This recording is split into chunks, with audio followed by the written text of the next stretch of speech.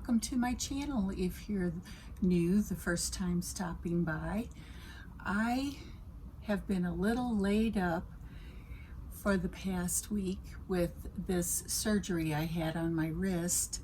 I actually had a cyst like right here on my wrist, right where you bend your wrist, and I had that removed. It's nothing serious, but it'll take me a little bit to recover. And consequently, my garden is suffering because I can't get out there and do much work right now. But you know what? There's always next season. And talking about that, I thought I would discuss with you the preparations that you can make in the fall for your next gardening season in 2024. And what we're going to talk about actually is some of the things that can be taken care of in these early fall months to make your gardening time in the spring a little bit easier. So these preparations will take off the workload in the spring a little bit and also get your garden just ready for a beautiful blooming and growing season in the next spring.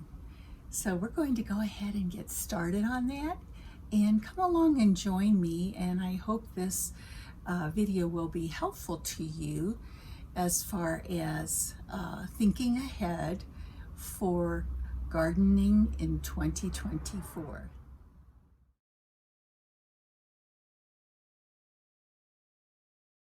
If you are like me and enjoy bringing out some of your houseplants to spend the summer outdoors, like this spider plant here, and down below I have a combination of pothos and this arrow plant. Oh my gosh, I forgot the precise name of it. I'll put it up on the screen though for you. And these plants have done quite well from cuttings and have thrived out here in the out of doors, but I do want to save them and bring them in for the winter. Now, what I do is, of course, check them for insects and any kind of infestation carefully. And then I also use a product. This is made by Espoma, which this company produces some very good organic products that I like using. This is a 3-in-1 disease control, and I thoroughly spray my plants with this product before I bring them in, let them dry off. I try to spray the undersides of the leaves as well. I actually have a more complete video that I did some time ago that I'll link in the description box below for you, which gives more details about preparing your plants for the indoors during the winter time. So you can check that out if you'd like to see more information on this topic.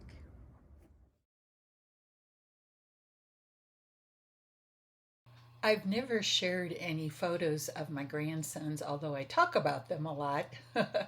And so today I wanted to share a little photo of them from Halloween a few years ago, because they actually now are, 6 years old and 11 years old. I have the most darling little video of Lucas, who's the oldest, from when he was about between 2 and 3 years old, that I wanted to share with you. I think it'll make you smile. It makes me giggle each time I see it. So here we go.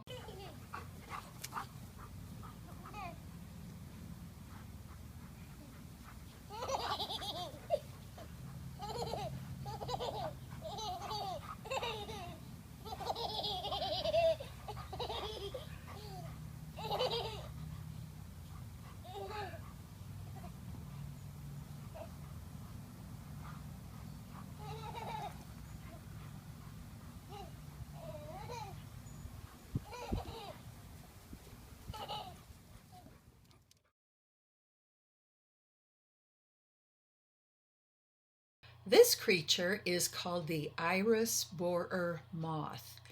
And if you live in the Midwest or eastern part of the United States, North America, You might find this pest among your irises, and it is quite destructive. In Colorado, we fortunately have had no sign of this pest. The moths lay their eggs on iris foliage, and then when they hatch, these caterpillars, as you see here, work their way down to the rhizome of your irises and eat away at them, and they become very, very mushy and, of course, kill the iris. And so the key to prevention is actually being very tidy and cleaning up all your iris foliage in the fall. And I'm going to show you here in this next video how you cut them down to the fan. A fan is just a small set of leaves from the irises. Cut them low to the ground, and then also pick up every bit of foliage lying around on the ground. And without that foliage, no eggs are able to be, laid on it, and it will keep the moths away and preserve your irises.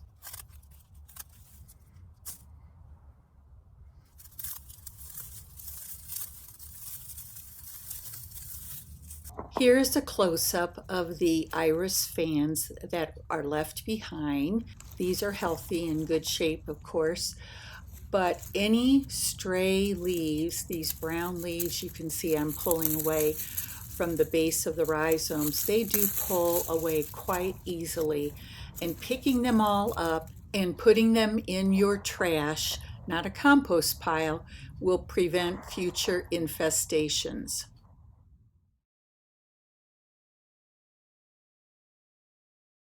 The fall is a perfect time to clean up all of your garden tools and get them ready for the next spring, because in the springtime you're going to be so busy shopping for new plants, planting, and so on.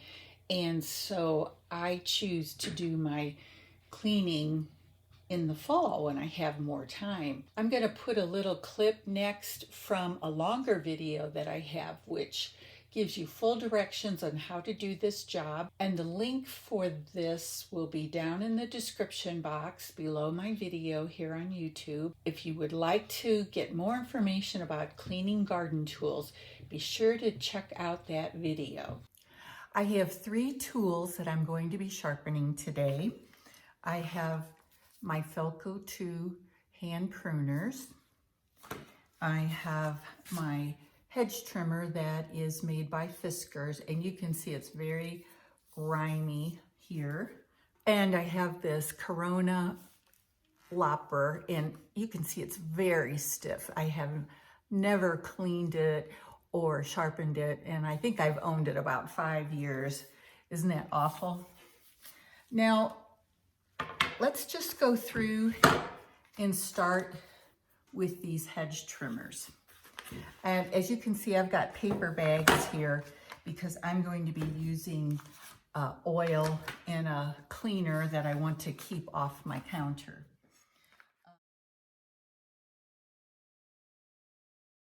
Taking care of foliage that is diseased is very important when you're prepping for the next spring, and this peony is suffering from 2 problems.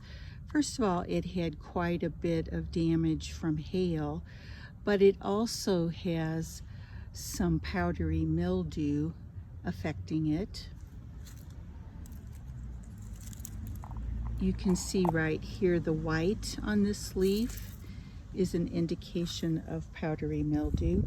So in order to prevent reinfecting this plant next spring, I'm going to be cutting it down to the ground, removing all of the diseased leaves and getting it ready to sprout next spring without any of the powdery mildew spores, I think they're called, that will reinfect the plant in the spring.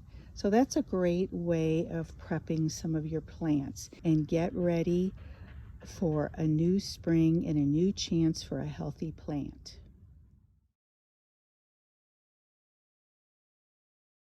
Before the first snows fall, many of my gardening friends have spent their autumn cleaning up their gardens so that they're like spick and span, not a leaf left on the ground. Yes, we should go ahead and rake up leaves off the lawn, but those same leaves can be used as mulch to protect your plants over the winter. By leaving any disease-free perennials standing over the course of the winter provides cover and benefits the creatures that share our environment. Additionally, the seeds that the flowers bear can provide food for birds, as well as reseeding and adding new plants to your garden. Refrain from pruning any of your lilac bushes in the fall because the flowers of the lilac actually grow on old wood.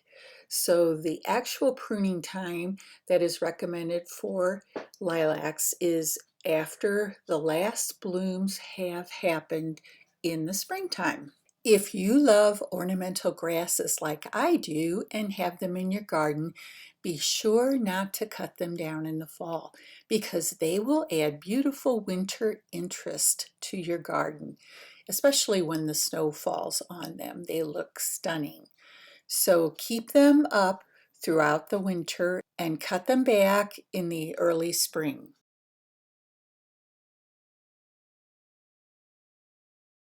This gorgeous rose I found last winter died back quite a bit, and I had to cut it way back almost to the ground. And so this year I plan to protect it. Let's see how I do it.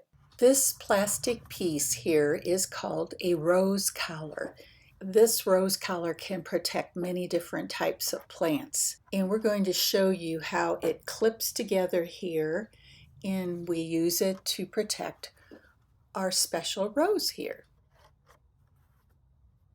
Taking a trowel, I'm going to make a little trench around my rose in which I can place that rose collar, kind of seed it down into the soil somewhat. I'm also going to remove any possibly diseased leaves that are lying around at the base of the plant, as you can see here, and making sure that none of that is left behind to cause any infection in the springtime. So now placing the rose collar around the base of the plant, I'm going to be easing it into the trench that I have already dug. And then I'm using that little pin, you can see there, I'm going to snap it into the hole that is in the collar and sort of scrunch it down into the soil. And next I'm adding some compost around the edges of the inside of the collar, and I will also place some around the outside of and that will make the collar firmly placed in the soil so that it doesn't move around in the winter snows and winds.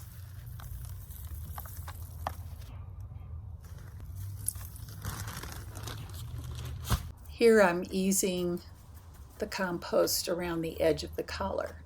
Now when I rake up my leaves in the fall, particularly from my front lawn, which has a very large maple tree, I bag up about 2 bags worth and keep those leaves over the winter. I use them in my compost pile, I use them in my raised bed, and here I am using them to place around the base of my rose, and it will offer some insulation and protection for that base. Next, I am adding some water with my watering can and pushing the leaves down, not too hard, just firmly so they're in there well for the winter. And now adding some additional leaves to top off the rose collar and make sure that my rose is protected perfectly through the winter. And there it is. So to get you in the mood for fall, here is a little video I took a couple of years ago when we went up into the mountains for a chance to see the beautiful gold and orange and reddish colored aspen leaves. They actually are called quaking aspens, and that's how they got their name, because of their fluttering leaves. I wanted to say thank you for stopping by my channel today, and I surely hope that this video has been helpful to you as you get ready for the winter in your garden. I hope it's given you some tips that are helpful, beneficial, and you will be happily gardening in the spring again. And this is Mary saying much love and bye for now.